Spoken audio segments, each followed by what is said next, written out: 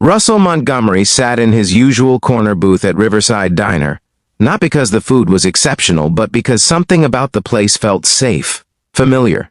At 63, he'd been coming here every Thursday for 6 months. Always the same table, always ordering coffee and pie, always watching the door like he was waiting for someone who would never walk through it. His wife had been gone for 2 years. Some days it felt like yesterday. Other days it felt like a lifetime. The waitress approached with a coffee pot. She was maybe late 40s, with kind eyes and a gentle smile that never quite reached those eyes. She wore her hair the same way Margaret had, pulled back simply, practical. "The usual, Mr. Montgomery?" she asked. "Please, Joanna. And I've told you, call me Russell." She poured his coffee with steady hands. Old habits. "My mama raised me to be respectful to my elders." "I'm not that much older than you," Russell protested mildly. "Maybe not in years," Joanna said with a slight smile, "but in that fancy suit you look like someone important. I'm just a waitress." "You're not just anything," Russell said, surprising himself with the intensity in his voice. Joanna looked at him curiously but said nothing. She brought his pie and moved on to other tables. Russell watched her work. She had the same efficient grace Margaret had possessed. The same way of listening to people, really listening, like what they said mattered. The same kindness in her expression. It wasn't that she looked like Margaret. She didn't, not really. But something about her presence felt familiar, safe, like home. He came back the next Thursday, and the next. Always the same booth. Always watching Joanna move through the diner with quiet competence. After 2 months of this, Joanna finally sat down across from him during the afternoon lull. "All right, Russell. I'm going to ask you something, and I'd appreciate an honest answer." Russell set down his coffee cup. "All right, why do you come here every week? This place has mediocre food and bad lighting. You wear suits that cost more than my monthly rent. You could eat anywhere. So why here?" Russell was quiet for a long moment. "You remind me of someone." "Your wife," Joanna said softly. "I'm not an idiot. I've seen you looking at me. Not in a creepy way, more like you're seeing a ghost." "I'm sorry," Russell said. "That must be uncomfortable." "It's not uncomfortable, it's sad. She must have been someone special. She was. 40 years together. We built a life, raised 3 children, survived all the normal ups and downs. Then cancer took her in 6 months. I wasn't ready. No one ever is," Joanna said. She understood that tone, the specific grief of losing someone too soon. "You've lost someone too," Russell observed. "My husband. Heart attack 3 years ago. He was only 52. We were supposed to have more time. They sat in shared understanding. 2 people who knew what it meant to have a future stolen." "I didn't mean to make you uncomfortable by coming here," Russell said. "I can find somewhere else." "Don't," Joanna said quickly. "I like having a regular I can count on. Most customers treat me like furniture. You treat me like a person. That matters." Russell smiled. "You are a person, a remarkable one." Over the following weeks, they talked more. Russell learned that Joanna was working 3 jobs to keep her daughter in college, that she was exhausted but determined, that she found joy in small things despite everything. Joanna learned that Russell had sold his company and now spent his days in an empty house, avoiding his children's well-meaning attempts to set him up with women from their social circle. "They think I need companionship," Russell said. "They're probably right. But I don't want someone who wants my money or my connections. I want someone real. Real people don't usually hang out in country clubs," Joanna said with a hint of humor. "No," Russell agreed. "They work in diners and raise children alone and keep going even when they're tired." One Thursday, Russell didn't come in with his usual calm demeanor. He looked agitated, worried. "What's wrong?" Joanna asked immediately. "I have a problem," Russell said, "and I'm going to ask you something completely inappropriate. You can say no. Please know that." "Ask," Joanna said. "Tomorrow is my company's annual charity gala. I'm being honored for my years of service. It's black tie, 500 people, all the executives I used to work with. I'm expected to bring someone.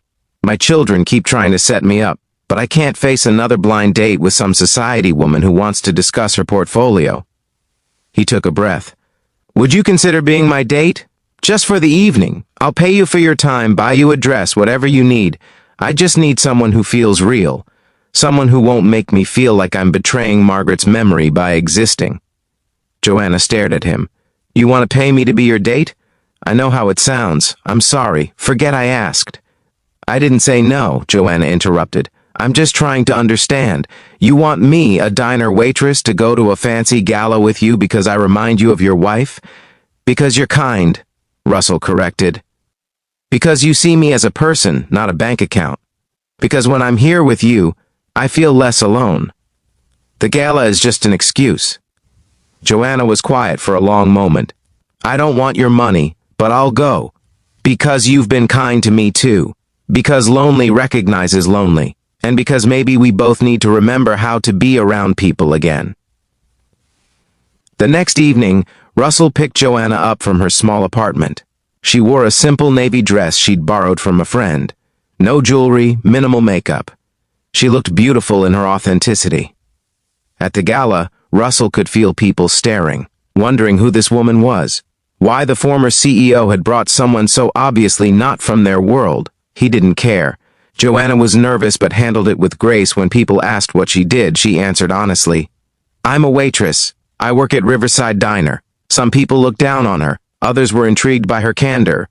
During dinner, a woman across the table asked Joanna how she and Russell met. He came into my diner every Thursday for 6 months, Joanna said simply. He was kind to me when most people look right through service workers. That matters. Russell reached over and took her hand. Not romantically, but in solidarity. Joanna reminds me that there's life outside boardrooms and quarterly reports, he said. That real value isn't measured in stock prices but in how we treat each other. After dinner, they escaped to a quiet balcony overlooking the city. Thank you for doing this, Russell said. I know it was outside your comfort zone. It was, Joanna admitted, but it was also nice, feeling pretty for an evening, being somewhere different. Remembering I'm more than just a mom and a waitress. You're so much more than that, Russell said quietly. You're strong and kind and resilient. You keep going when most people would have given up. That's extraordinary. Joanna's eyes filled with tears.